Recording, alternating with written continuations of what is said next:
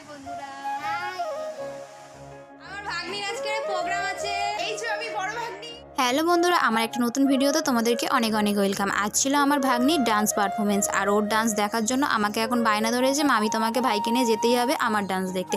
যেমন কথা তেমন কাজ, বাবাইকে নিয়ে চলে এলাম। আর এসে মাকে প্রণাম করে চলে এলাম আমাদের ডান্সের জায়গা। আর এখানে এত বড় মেলা হচ্ছে সত্যিই জানতাম না।